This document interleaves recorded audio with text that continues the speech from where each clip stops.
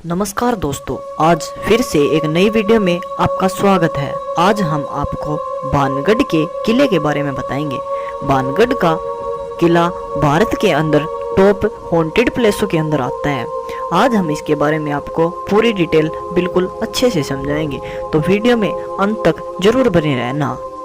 जब भी भारत में भौतिक स्थानों की बात होती है तो सबसे ऊपर बाणगढ़ के किले का नाम आता है। यह भारत के सबसे हॉन्टेड प्लेसों में से एक है। यहाँ पर आने से पहले लोग बहुत ज़्यादा डरते हैं। इस डर की वजह से कई लोग तो यहाँ पर आ भी नहीं पाते। यह तो दिन की बात है, रात में तो भारतीय पुरातत्व सर्वेक्षण भी यहाँ आने से डरते हैं। इसी वजह से 6 बजे के बाद यहाँ पर जाने की मनाही होती है। लेकिन लोगों की दिलचस्पी यह जानने में होती है कि आखिर बाणगढ़ का किला ऐसा क्यों है, यहाँ पर ऐसा क्या है कि लोग यहाँ जाने से भी डरते हैं और इसके पीछे क्या कारण है, क्या बातें हैं। साथ ही यहाँ के लोगों के उद्देश्य के बारे में जानना भी वह चाहते हैं। यहाँ का क्या माहौल है या पहले यहाँ पर कैसा माहौल होता था, तो चलो जानते हैं आज हम। यह सब एक शराब की वजह से हो गया था। बाणगढ़ राजस्थान के अलवर जिले में स्थित है। यहाँ एक से बढ़कर एक किले हैं, लेकिन यह किला देखने में राजस्थान के दूसरे किलों की तरह ही है, लेकिन यह भूतिया है। काफ़ी खूबसूरत किला होने के कारण यहाँ पर लोग आते भी हैं, लेकिन इसकी वो खूबसूरती नहीं है जो पहले होती थी। अब तो यह बिल्कुल खंडर ही हो चुका है। इस किले को सन 1583 में आमेर के राजे भगवंत दास ने बनाया था और इस किले का भी जयपुर के आमेर किले से संबंध कहा जाता है। कहा जाता है कि पहले यह अन्य किलों की तरह काफी खूबसूरत हुआ करता था, लेकिन बाद में एक शराब की वजह से इसका यह हाल हो गया था। ऐसा क्यों हो गया था, अब हम ये बताते हैं, जिसकी वजह से यहाँ पर जाने से भी लोग डरते हैं। तो आपको बताते हैं कि बाणगढ़ को लेकर क्या बातें हैं। वैसे तो बाणगढ़ को लेकर कई तरह की कहानियां भी प्रचलित हैं, लेकिन सबसे ज्यादा रानी रत्नावती और शराब वाली कहानी ही होती है। कहा जाता है कि एक राजकुमारी थी जिसके खूबसूरती के चर्चे बहुत दूर दूर तक के होते थे। वह खूबसूरती में सबसे मशहूर थी, जिसका नाम रत्नावती था। उसकी सुंदरता की बातों का बोलबाला जगह जगह होता था। हर कोई उससे शादी भी करना चाहता था और एक किले की ही एक तांत्रिक भी उन्हें चाहने वालों में से ही एक था।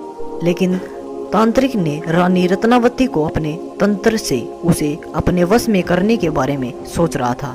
लेकिन कहा जाता है कि रानी एक बार अपना परफ्यूम खरीद रही थी। उस परफ्यूम के अंदर उस तांत्रिक ने अपनी जादुई शक्तियाँ डाल दी थी, लेकिन रानी के पास वह परफ्यूम पहुंचा तो वह उसको पहचान गई थी। फिर रानी ने इस परफ्यूम को लगाने की बजाय फेंक दिया और फिर जिस पत्थर पर वह परफ्यूम गिरा था वह तांत्रिक उसी ही पत्थर से घायल हो गया। लोगों का कहना है कि उस तांत्रिक ने मरते मरते एक श्राप दिया था कि बाणगढ़ का विनाश हो जाएगा। फिर कुछ दिनों के बाद काफी अजीबोगरीब तरीके से बाणगढ़ का विनाश होने लगा।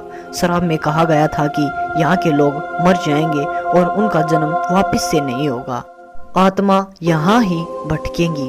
उसके बाद यहाँ ही वह आत्मा भटक रही है। इसी वजह से जो भी यहाँ रात में रुकता है वो परेशान ही रहता है। अब कहते हैं कि यहाँ औरतों के चीखने और रोने की आवाजें आती हैं। अब यह बात कितनी सच है यह कहना मुश्किल ही है, लेकिन स्थानीय लोग अक्सर यही बात कहते हैं कि जब भी यहाँ कोई रात में रुकता है तो वह मर जाता है या फिर 1-2 दिन के बाद उसे अकाल मृत्यु हो जाती है। जैसे कई लोग एक्सीडेंट में मर जाते हैं। इसलिए इन प्रचलित बातों की वजह से लोग यहाँ रात को नहीं रुकते और सूरज अस्त होने से पहले ही यहाँ से चले जाते हैं। इस किले में प्राचीन द्वार, बाजार, हवेली, मंदिर, राजमहल, छतरियां, मकबरा आदि बनाए गए हैं और किले में घुसने के लिए 5 दरवाजे हैं। साथ ही यहाँ पर इसके अंदर बहुत सारे मंदिर भी बने हुए हैं जो नागार शैली में बने हुए हैं। इसके अलावा पूरी बस्ती एक के बाद एक 4 दीवारियों से सुरक्षित की गई है। बाहर की 4 दीवारी में प्रवेश है तो 5 द्वार बनाए गए हैं, लेकिन अब इसके अंदर कुछ भी नहीं बचा है। यहाँ की जो बस्तियां हैं उन पर अब छत नहीं है।